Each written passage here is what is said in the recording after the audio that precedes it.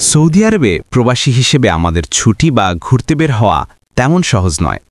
তবে শুক্রবার এলে মনে হয় চারপাশটা একটু দেখে আসি।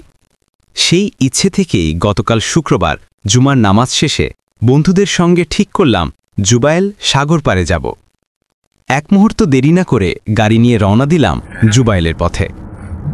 গন্তব্যে পৌঁছে গাড়ি থেকে নামার পরে সমুদ্রের নীল জল আর শান্ত পরিবেশ দেখে মন ভরে গেল। জুবাইল সাগর পাড় আসলেই এক অসাধারণ জায়গা। এটি জুবাইল শহরের একটি জনপ্রিয় সমুদ্র উপকূল, যেখানে অনেকেই পরিবার ও বন্ধুদের নিয়ে সময় কাটাতে আসেন। সমুদ্রের ঢেউ, ঠান্ডা বাতাস আর প্রাকৃতিক সৌন্দর্য সত্যি মনকে ফুরফুরে করে তোলে। দেখলাম অনেকেই আনন্দের সঙ্গে বড়শি দিয়ে মাছ ধরছে। মুহূর্তগুলো এত সুন্দর ছিল যে মনে হলো সারাদিন বসে থাকলেও একঘেয়েমি আসবে না। এতটুকুই আজকের ভ্রমণ কাহিনী। আশা করি আপনাদের ভালো লেগেছে এই ছোট্ট অভিজ্ঞতা। আবারও দেখা হবে নতুন কোনো জায়গার গল্প নিয়ে।